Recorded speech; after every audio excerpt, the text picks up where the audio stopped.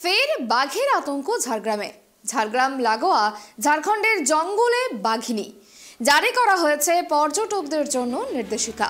জঙ্গলমহল সংলগ্ন ঝাড়খণ্ডের চাকুলিয়া রেঞ্জে দুদিন ধরে এক বাঘিনী ঘুরে বেড়ানোর খবর পাওয়া গিয়েছে।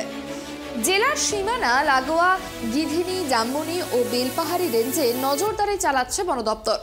জেলার জঙ্গল ও পর্যটন স্থলে পর্যটকদের বিকেল 5টার মধ্যে ফিরে আসার নির্দেশ দেওয়া হয়েছে। এর জেরে 6 বছর আগে লালগড়ের জঙ্গলে রয়্যাল বেঙ্গল টাইগারের স্মৃতি এবং আতঙ্ক দুটোই ফিরে এসেছে।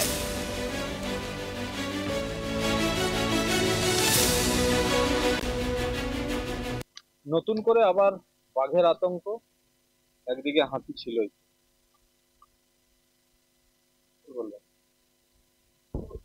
যারা জঙ্গল খণ্ডে থাকে তাদের আতঙ্ক সারা জীবনেরই, বাঘ হোক, হাতি হোক, হাইনা হোক, তারা আতঙ্ক নিয়েই বাস করে। যাতে বাঘটা এসেছে সেটা একটা আতঙ্ক সৃষ্টি হয়েছে ঠিকই, আমরা সংবাদ মাধ্যমের কাছ থেকে খবর পেলাম, প্রত্যক্ষভাবে তো দেখতে পাইনি।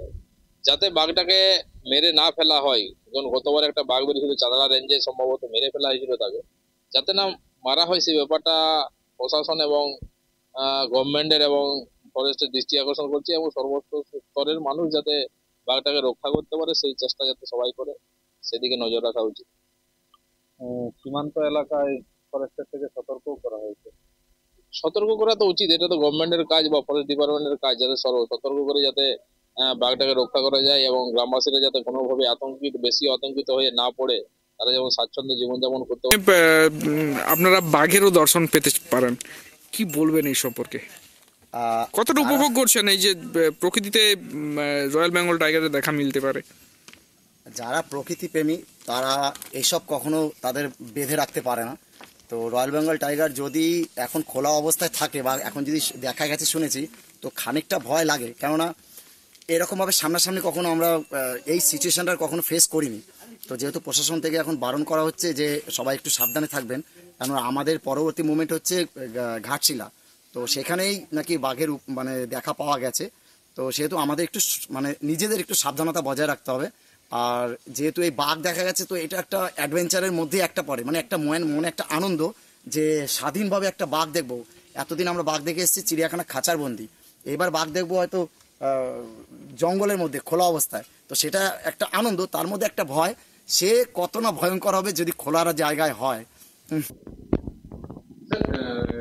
পাশের রাজ্যে ঝাড়খণ্ডে রয়্যাল বেঙ্গল টাইগারের সেক্ষেত্রে পর্যটকদের জন্য একটা টাইগার আছে যে ঝাড়গ্রাম থেকে কিছু ডিস্টেন্স অ্যাওয়ে আছে।